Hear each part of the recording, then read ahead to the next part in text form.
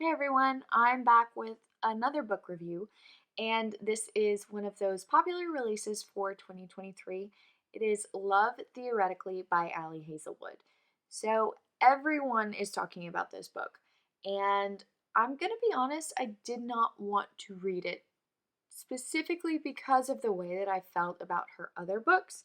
And you can read my reviews for those on my blog. I've linked it down in the description. But with that being said, I definitely let's just go to the review before I start talking about the book and give it all away. Love Theoretically is basically about Elsie, who is a physicist, and she is a theoretical physicist.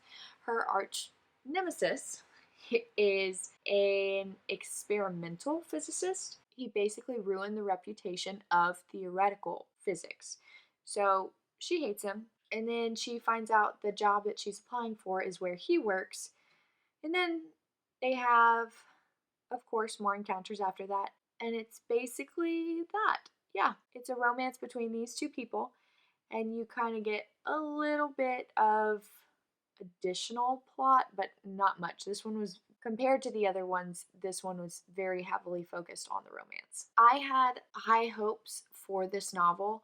I was really hoping that it would be different from Ali Hazelwood's other novels, that she would go in a different direction. And you're probably like, oh, but you rated it 4 stars on Goodreads. Yeah, I rated it 4 stars on Goodreads because it's still a good book. The writing's good. Ali Hazelwood develops beautiful characters. The plot's really well written. All of that stuff is there. It's just, I'm very tired of seeing the same story over and over again with different professions and different characters. Them being basically written like it's the very first one with the love hypothesis. So, yeah, I was disappointed to say the least. And I'm not gonna lie, I don't think I'll read another Ali Hazelwood novel unless I read the description and I'm like, wow, this is significantly different from what she's been writing. And while I love these STEM novels with all of this romance, it's just, I want new content. I don't want something to feel like I'm rereading the same book over and over again, because that's what it felt like with The Love Hypothesis, Love on the Brain, and now Love Theoretically. And of course, I did read the 3 short stories that Ali Hazelwood wrote: Below Zero, Stuck with You, and Under One Roof. All of those have the same formula, let's say. And for scientific purposes, let's go ahead and name the essence of this formula for writing an Ali Hazelwood novel. So, first, of course, it has to be a STEM novel. Easy, we can get that. Second, the man has to be large, very large. I mean huge, towering. He cannot be a small guy. He has to be tall, broad shoulders, and oh my gosh, he's so large. Moving on. You have to have a protagonist who seemingly hates the said large man because of some misunderstanding that you'll get to the bottom of at the end of the novel. I'm talking about every single book. They have a misunderstanding, but they don't actually hate each other. I'm over it. I'm so over it. A hate for all other men except the said large man. For some reason, I don't know why, but all of these Ali Hazelwood novels, I get this distinct hatred of men. I get a feeling of a hatred of men. That's all I get. It's like, oh, the men are so terrible, except for the large man, except for the man that the protagonist wants to date. So, yeah, there's that. Of course, you have to have your steamy scenes.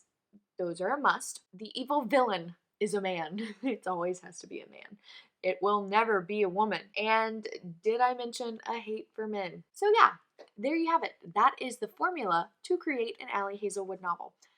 And I'm not bashing on this author at all. I love Ali Hazelwood. I absolutely adored The Love Hypothesis.